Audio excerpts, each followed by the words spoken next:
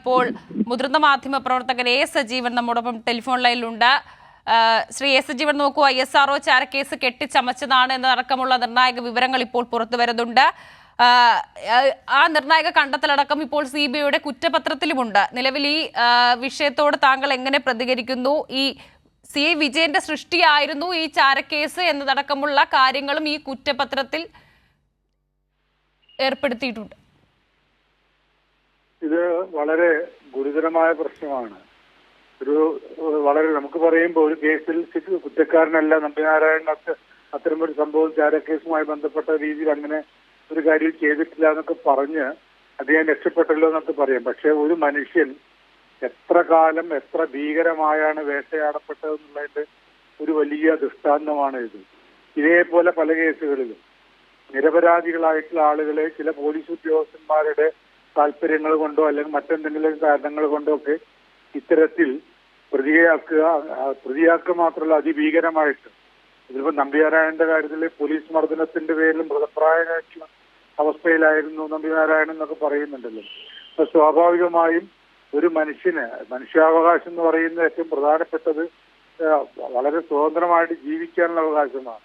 മറ്റുള്ള ആളുകളാൽ പീഡിപ്പിക്കപ്പെടാതെ ജീവിക്കാനുള്ള അവകാശമാണ്. പക്ഷെ ഇവിടെ ഒരു വളരെ ഉന്നതമായ പദവിയിലിരുന്ന ശാസ്ത്രജ്ഞൻ അങ്ങനെ ഒരാളെ അദ്ദേഹം മറ്റൊരു കാര്യം ചെയ്തിട്ടില്ല. എന്നിട്ടും പോലീസ് വേട്ടയാടിയിട്ട് കാര്യമായ തെളിവുകളില്ലെങ്കിൽ പോലും അദ്ദേഹത്തെ പീഡിപ്പിച്ചിട്ട് തെളിവുകൾ ഉണ്ടാക്കിയെടുത്തിട്ട് ഇത്തരത്തിലേക്ക് പോകുന്നു. അപ്പൊ ഇത് ഉണ്ടാവുന്ന പ്രശ്നം എന്ന് പറയുന്നത് നമ്മുടെ നാടിന് തന്നെ അപമാനമാണ്. ഇത്തരം ഉദ്യോഗസ്ഥന്മാർ മാതൃകാപരമായ ശിക്ഷ ഇത്തരം ആളുകൾക്ക് കിട്ടേണ്ടതുണ്ട്.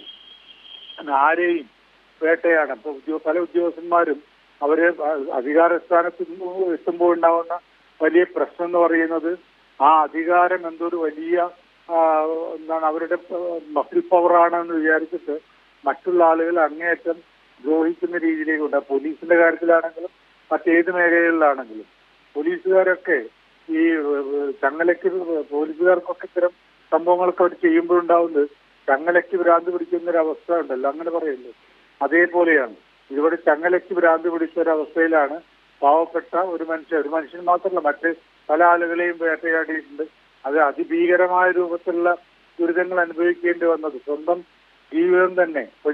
നമ്പിനാരായണൻ ജീവിച്ചിരിപ്പുണ്ടെങ്കിലും അദ്ദേഹത്തിന് നഷ്ടപരിഹാരം കൊടുക്കാൻ കോടതി പറഞ്ഞിട്ടുണ്ടെങ്കിൽ പോലൊക്കെ അതൊന്നുമല്ലല്ലോ. അദ്ദേഹത്തിന്റെ യൗവനവും അദ്ദേഹത്തിന്റെ ആരോഗ്യപൂർണമായിട്ടുള്ള കാലം മുഴുവൻ ഇത്തരത്തിലുള്ള പ്രശ്നമുണ്ടാവുന്നു. മാനസികമായി അദ്ദേഹം അനുഭവിച്ച പ്രശ്നങ്ങളുണ്ട്. അതിനൊക്കെ പരിഹാരം എന്ന് പറയുന്നത് വെറും നഷ്ടപരിഹാരത്തിൽ പോലും പോയാൽ പോരാ.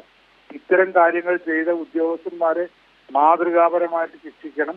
അത് മറ്റുള്ള ഉദ്യോഗസ്ഥന്മാർക്കും പോലീസ് ഉദ്യോഗസ്ഥന്മാർ ഉൾപ്പെടെയുള്ള ആളുകൾക്ക് പാഠമായി മാറണം. ആരെയും നിരപരാധിയാണോ അല്ലയോ എന്ന് നോക്കാതെ കൃത്യം തങ്ങളുടെ താല്പര്യം വെച്ചുകൊണ്ടോ തങ്ങളുടെ പ്രതികാര മനസ്സ് വെച്ചുകൊണ്ടോ തങ്ങളുടെ ക്രൂരബുദ്ധി വെച്ചുകൊണ്ടോ ഒക്കെ ഈ ഇത്തരത്തിൽ ദ്രോഹിക്കുന്ന ആളുകളുണ്ടല്ലോ, അവർക്ക് ഇനി അങ്ങനെ ചെയ്യാൻ തോന്നാത്ത രൂപത്തിലുള്ള നടപടികളിലേക്ക് ആണ് സത്യത്തിൽ പോകേണ്ടത്. അതാണ് ഇനി നമ്മൾ പ്രതീക്ഷിക്കുന്ന കാര്യം. ശരി, നന്ദിയുണ്ട് ശ്രീ എ സജീവൻ. ISRO ചാരക്കേസിൽ കുറ്റപത്രം സമർപ്പിച്ചിരിക്കുകയാണ്. CBI കേസ് കെട്ടിച്ചമച്ചതാണ് എന്നതടക്കമുള്ള നിർണായക വിവരങ്ങൾ ലഭിക്കുന്നുണ്ട്.